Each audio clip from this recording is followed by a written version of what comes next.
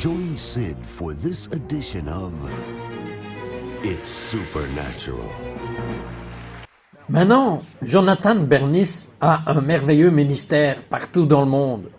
Il va dans les tribus perdues de la maison d'Israël, il donne des concerts en Russie, il a fondé une congrégation à Los Angeles, et tout à coup, il a un boom du cancer du foie, un boom de transplantation, il ne va pas bien, il veut le mettre dans un centre de vie assisté, et il crie à Dieu. « Qu'est-ce que vous avez dit ?» Oui, j'ai dit que j'étais tellement atrophié. Après 45 jours en soins intensifs et après la greffe, je me suis très bien remis, mis à part le fait que mes muscles étaient atrophiés. Je ne pouvais pas porter une tasse à ma bouche, je ne pouvais pas bouger mes jambes, j'étais pratiquement paralysé dans toutes les dizaines d'objectifs et j'ai donc été envoyé dans un centre de physiothérapie pour essayer de retrouver ma mobilité pour pouvoir rentrer chez moi. Et pendant 2 semaines, 4 heures par jour, j'avais du mal à me lever du lit pour me tenir debout. Je ne pouvais rien faire. J'étais si faible que j'avais atteint un point critique.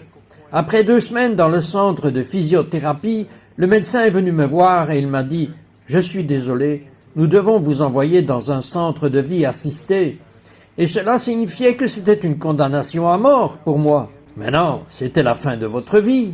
Oui, c'était comme ça pour moi et c'était un moment critique. J'ai ressenti une vague de dépression. C'était un moment horrible et j'ai eu une rencontre surnaturelle avec le Seigneur.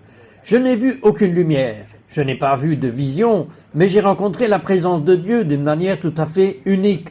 Je suis croyant depuis 44 ans et je n'avais jamais eu cette expérience. Et je la relierai au verset qui dit de connaître la puissance de votre résurrection, mais aussi la communion de votre souffrance. On oublie cette partie qui est une partie du verset qui a été laissée de côté.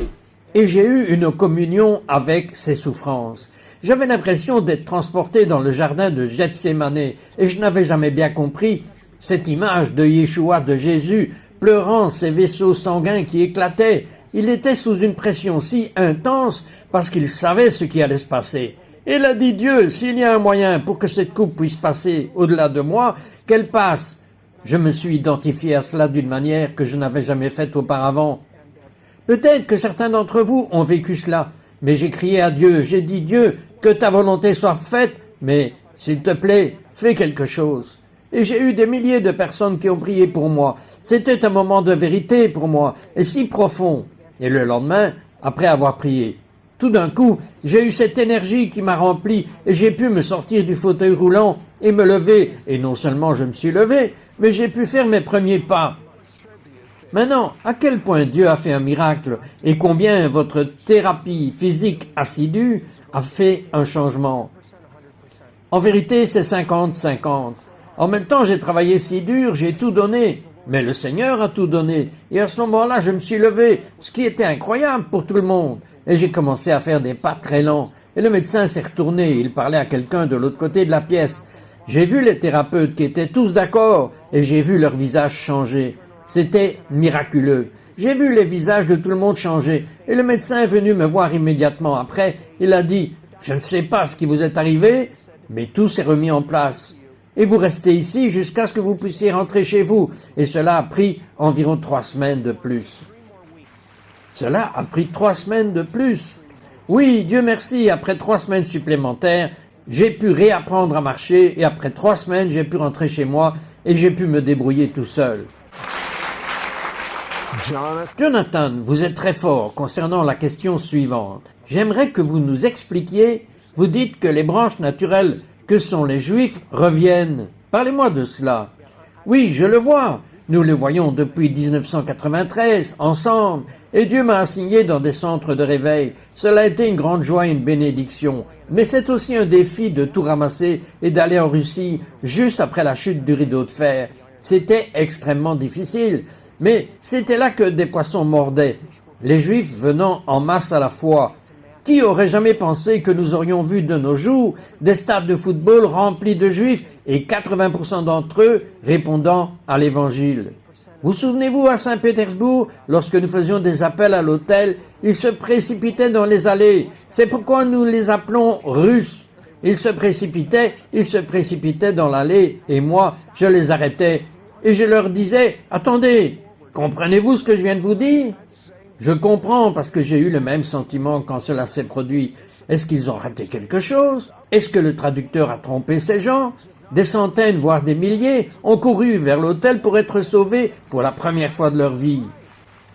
Je n'avais jamais pensé que je verrais cela, et nous avons tous deux été appelés à atteindre notre peuple juif, avec l'Évangile. Nous voulons atteindre tous les gens. Dieu aime le monde entier, mais nous avons un appel spécial à atteindre notre peuple juif.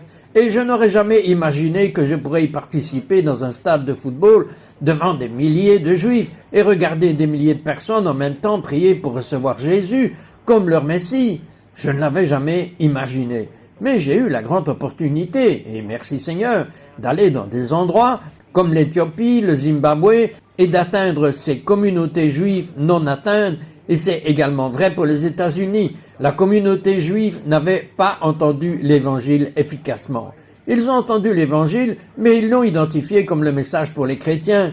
Et cette mission récente a été à Los Angeles, et j'ai vu des choses profondes se produire à nouveau. Si Romains 11 est très très clair. Si vous avez les yeux pour voir que ce que Dieu a commencé avec le peuple juif, que tous les premiers disciples de Jésus pendant des décennies étaient tous juifs, et ce fut un bouleversement dans Actes chapitre 10 quand l'évangile est allé aux gentils. Mais ensuite les choses se sont inversées. L'évangile a fait le tour du monde à tous sauf les juifs, et les juifs ont été négligés. Et la promesse dans Romains 11 et que les branches contre nature, les branches sauvages, seraient greffées sur un olivier qui est le peuple juif, qui est les promesses données à Abraham et à sa progéniture, afin que les juifs, les gentils, deviennent des fils et des filles spirituels d'Abraham, et héritent de toutes les promesses données au peuple juif. N'est-ce pas génial? Allez! Mais ça ne s'arrête pas là, ça s'est accompli. L'Évangile a fait le tour du monde jusqu'aux païens. Mais il continue et dit: mais ce n'est pas fini. L'Évangile reviendra également au peuple juif où il a commencé, tout comme le naturel, les branches sauvages ont été greffées et les contre-natures ont été greffées. Et le naturel a été rompu pendant une saison et il a apporté l'Évangile aux nations. Cela se produira lorsque les branches naturelles reviendront. Et Paul dit que cela se produira et ramènera la vie d'entre les morts. Maintenant, je ne sais pas exactement ce que cela signifie, si c'est spirituel ou physique ou les deux, mais c'est une grande chose, c'est ma théologie. Cela me paraît bon pour moi, Jonathan. Nous devons faire une pause maintenant, mais quand nous reviendrons, vous avez vécu une expérience de mort imminente. Vous ne devriez pas être ici en ce moment. Vous ne devriez pas être en vie. Vous ne devriez pas être prêt à entrer dans le plus grand destin de toute votre vie. Et Dieu a révélé certaines choses à travers cette tentative de vous faire sortir qui change votre vie. À notre retour, je veux en savoir plus à ce sujet.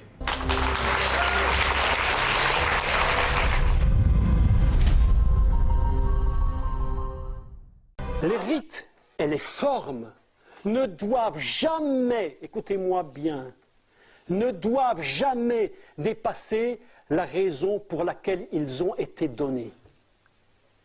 Si les rites et les formes dépassent en valeur, en puissance et en force la raison pour laquelle ils ont été donnés, nous tombons dans la religiosité.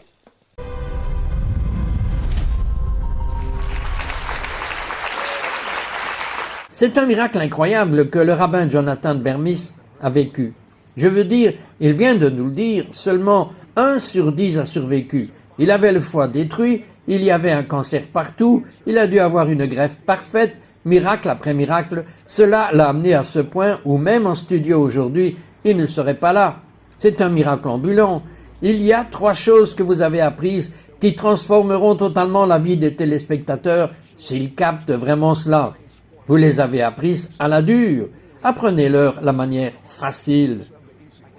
Donc, j'étais entre deux mondes. Vous venez de mentionner que je vivais entre deux mondes, dans lesquels j'avais un pied au-delà et un pied dans cette vie.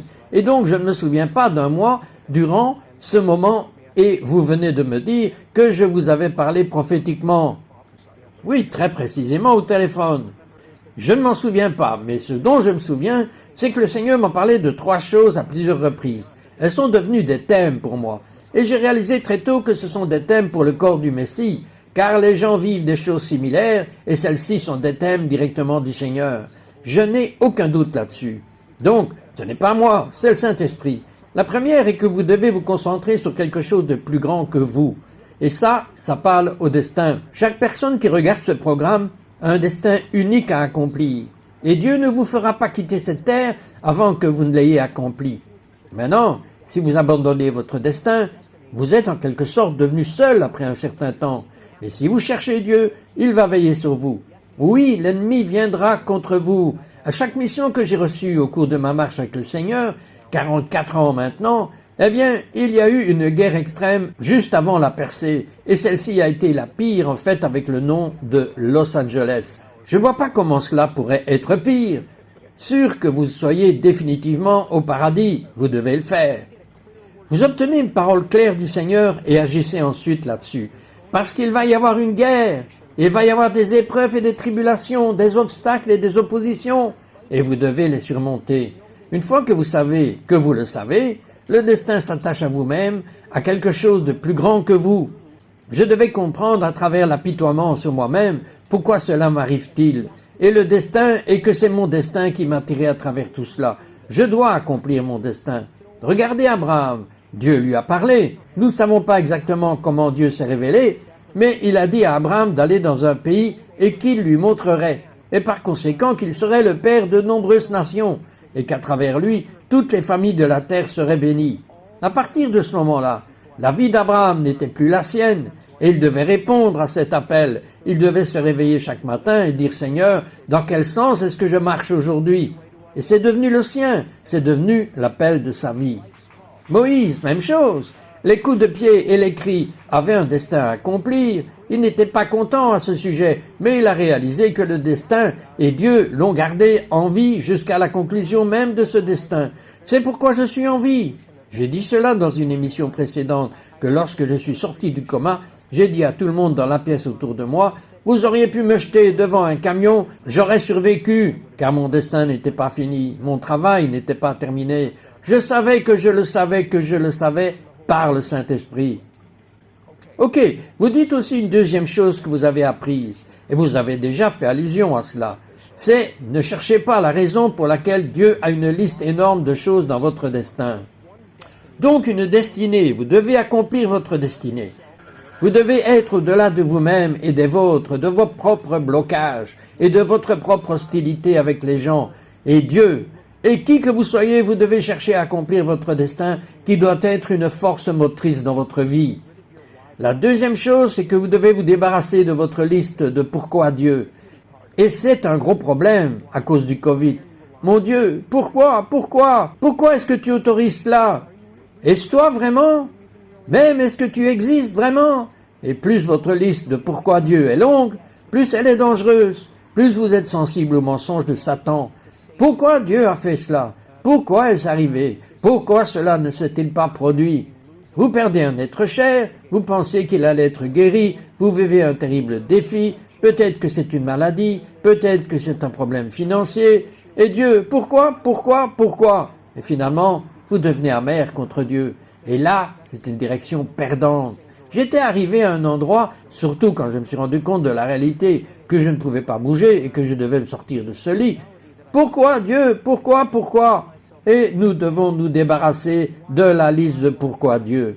Certains d'entre vous qui nous regardent ont peut-être une très longue liste de pourquoi Dieu, et vous devez vous en débarrasser. Vous devez lui faire confiance. J'aime l'écriture qui dit « Tenez-vous à ce que Dieu vous a ordonné de faire ». Parce qu'il nous parle. Dieu nous a appelés dans un but et nous ne pouvons pas en être détournés par le « Pourquoi Dieu ». Et nous avons tous une liste de « Pourquoi Dieu ». J'ai demandé à Dieu plusieurs fois « Pourquoi ?» quand j'étais dans le lit d'hôpital et j'ai continué à entendre la même chose. Une voix off qui me disait « Débarrasse-toi de la liste du « Pourquoi Dieu ». Il y a des questions que j'aimerais y répondre. Peut-être qu'on y répondra quand je serai avec le Seigneur. S'il vous plaît, j'écoute Dieu. C'est vrai maintenant que certains d'entre vous ont besoin d'entendre « Pourquoi Dieu ?» Pourquoi Dieu? Vous êtes blessé, vous êtes amer, peut-être parce que vous avez perdu un être cher, ou que Dieu ne vous a pas guéri, ou ne vous a pas fourni les finances que vous avez demandées, dont vous avez besoin pour lui faire confiance. Vous savez, c'est le contraire de la foi. Certains disent que c'est la peur ou de l'incrédulité, mais quoi qu'il en soit, sans la foi, il est impossible de plaire à Dieu. Et quand vous avez une liste de pourquoi Dieu, vous n'opérez pas dans la foi. Si vous êtes concentré sur le pourquoi Dieu, et je pense qu'il y a encore des gens qui s'attardent encore à cause du Covid, leur vie a été tellement perturbée. Si vous voulez continuer avec Dieu, arrêtez de regarder dans le rétroviseur. Vous devez regarder devant vous. C'est vrai, le rétroviseur est minuscule. Vous avez un pare-brise devant vous. Regardez à travers le pare-brise et avancez. Je ne marche pas vers ma prochaine mission, vers mon destin site. Je cours vers lui. Je cours vers lui. Jonathan, la troisième chose que Dieu vous a appris à partir de cette horrible épreuve a été de vous concentrer à nouveau sur l'éternité. Expliquez. Oui, nous avons donc tous prié pour les personnes qui n'ont pas été guéries, et je crois en la guérison. Vous croyez en la guérison. Nous aimons voir les gens guéris, mais la guérison ultime est la vie éternelle. Si vous relisez le Nouveau Testament et réfléchissez à la vie éternelle, vous verrez encore et encore que le but ultime de la venue de Jésus sur cette terre est de sauver les gens de leurs péchés et recevoir le don de la vie éternelle. Paul dit à plusieurs reprises, et je m'identifie totalement à cela, « Maintenant, après ce que j'ai vécu, je suis ici uniquement à cause de toi. Je préfère être avec le Seigneur parce qu'être absent dans le corps, c'est être présent avec le Seigneur. » Nous devons revenir au centre de l'éternité, à la fois pour nous-mêmes et au lieu de nous laisser prendre par les petites choses que Dieu n'accomplit pas pour nous. Alors que nous prions, parce qu'il y a un meilleur plan pour notre vie, dont nous ne nous rendons pas compte jusqu'à ce que nous le voyions avec le recul. Mais il ne s'agit pas de Dieu qui répond à tous les besoins. Maintenant, car ce n'est souvent pas un besoin. Il est convenu que c'est notre bien-être. Mais l'accent doit revenir sur la réalité de la vie éternelle et notre engagement à aider les gens à comprendre qu'ils sont confrontés à une éternité. Et mon engagement pour le reste de ma vie, je ne sais pas combien de temps cela va durer, mais je cours vers elle et c'est de m'assurer que des milliers, des dizaines de milliers, voire des centaines de milliers ou même des millions aient l'opportunité de trouver l'éternité, tout comme je l'ai fait il y a 44 ans. Ok, dans cette dernière minute, j'aimerais que vous priez pour que ceux qui regardent et qui ne connaissent pas leur destin, et donc qui ne peuvent pas courir vers leur destin, qu'ils le découvrent surnaturellement. Peut-être pas immédiatement pendant que vous priez, mais qu'ils connaissent surnaturellement leur propre empreinte digitale de leur propre destin. Priez maintenant. C'est pour cela que nous avons été créés, et je veux juste vous implorer de sortir des pièges dans lesquels vous êtes tombés. Réalisez d'abord que vous êtes dans une ornière en ce moment, beaucoup d'entre vous, et vous devez vous débarrasser de la liste du pourquoi Dieu. Vous devez arrêter de vous plaindre, vous devez vous emparer de votre destin. Dieu s'est emparé de vous pour que vous puissiez prendre en main votre destin, et ça veut dire lui faire confiance, et vous concentrer sur la réalité de la vie éternelle. Et vous avez un travail à faire, alors faites-le. Et je mets fin à vos mensonges. J'ordonne à ces esprits menteurs de tous ceux qui m'écoutent en ce moment d'être débarrassés des mensonges de l'ennemi afin qu'ils puissent entendre la vérité et saisir leur destin.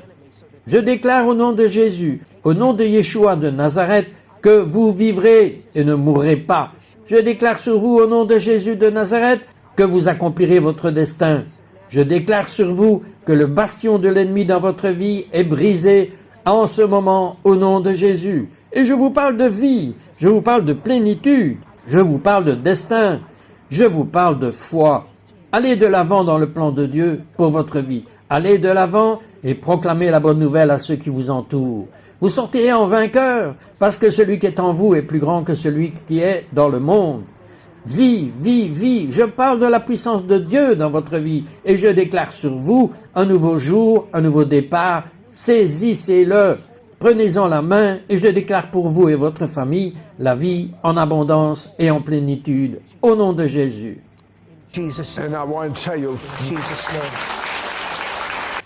Maintenant, je veux vous dire encore une chose. Criez à Dieu, me voici, je suis là, utilise-moi, je fais de Jésus mon Seigneur. Amen et Amen.